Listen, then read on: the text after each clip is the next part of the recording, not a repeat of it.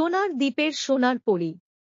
সমুদ্রের অসীম জলরাশির মাঝখানে লুকিয়ে ছিল এক রহস্যময় দ্বীপ, যার নাম সোনার দ্বীপ।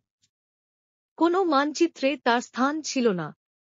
আকাশ থেকে তাকালে দ্বীপটি ঠিক যেন একটি সোনালি ফিনিক্স পাখির মতো ছড়িয়েছিল, আর সূর্যের আলো পড়লে গোটা দ্বীপটা ঝলমলে স্বপ্নের মতো জ্বলে উঠত।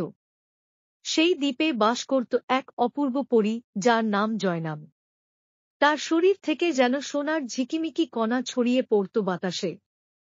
সে যখন হেঁটে যেত, তার পায়ের ছোঁয়ায় পথ হয়ে উঠত স্বর্ণাভ দীপ্তিময়।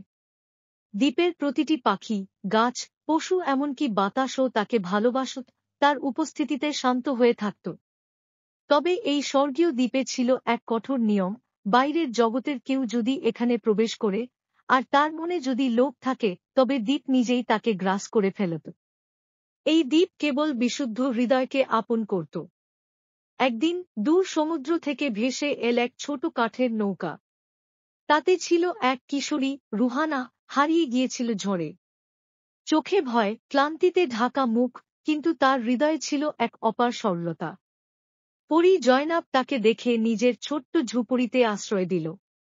সময়ের সাথে তাদের মধ্যে গড়ে উঠল এক মিষ্টি বন্ধুত্ব।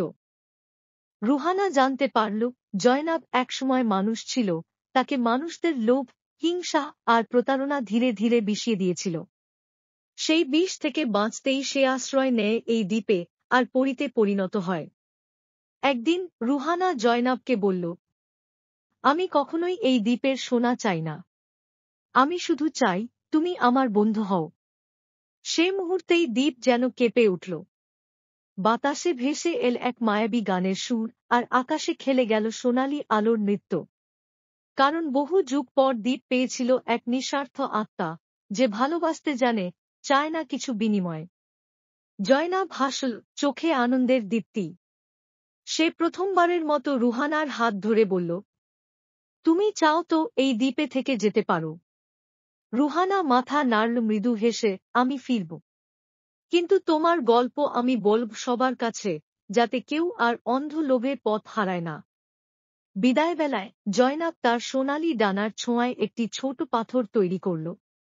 এটা তোমার হৃদয়ের আলো হয়ে থাকবে। হারিয়ে গেলে পথ দেখাবে, ভিতরের আলো কখনো নিভতে দেবে না।